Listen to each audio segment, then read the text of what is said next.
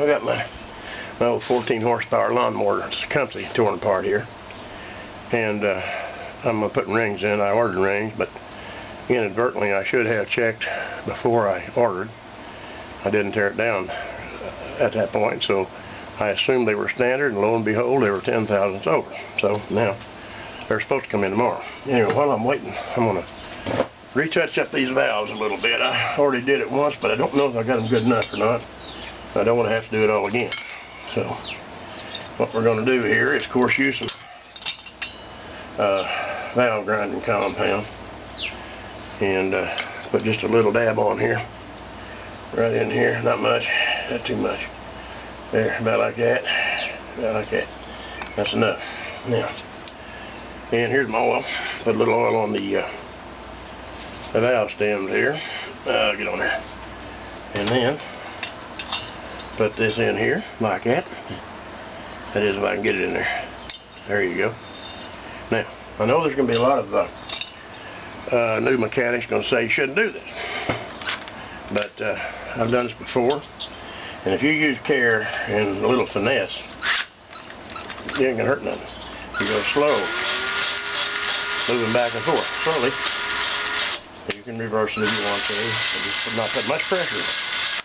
With that oil on that valve stem, you're not going to wind up scalding your valve stems or nothing, or your valve guides. And of course, then you got to take and clean that stuff off. Primarily, we're going to clean this off here just to see what we got. And actually, I don't know if you can see that or not. Got a nice little frosty ring, and that's what you want. You don't want it shiny, just frosty.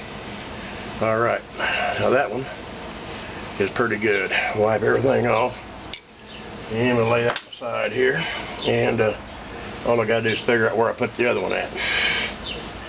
And here it is. All right, do the same thing.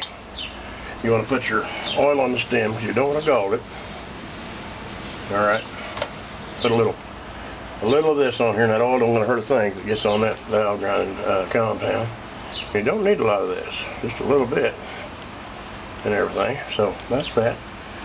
We'll put this in here, and we're going to do the same thing we did before. We'll grab our drill down here, and you're going to run it on you're not going to run it very fast, just very slow. Lock it up. Now, and just a little bit at a time, very slow. Bounce back and forth. That's probably good enough. Don't take a lot, like I said, you don't want to get too rowdy, or you will mess it up. But if you take care and ease, it's a lot easier using the suction cups. And the thing about a suction cup is that might work on the flatheads better, but don't work on these.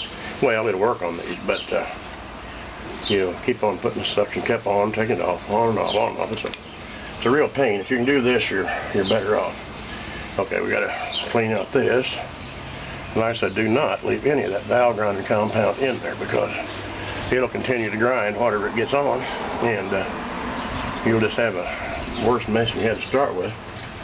And you want to go ahead and clean this up in here with something. I would use gas, but I ain't got no gas around here. Then we're going to make sure we got a good job on these valves. We don't want to get them too messed up either. See, and there again, all you want is a frosty color. You don't want a shiny surface, you don't want a dark surface. Just your shiny, or frosty. That's good. All right, now here's that other one. We're going to make sure we take all the compound off this one too. And before we put them back in here, I'm going to put a little more oil on this stem. I don't think they'd rust, but they might. Anyway, a little more on that. And I can't put it back together yet because I don't have the parts, of course, and I've got to clean it all up and everything. But anyway, that's a gist of the way I do it. You know, like I say, there's going to be some that says that ain't right, but I've done it a lot of times and never hurt nothing. So that's it for this little escapade.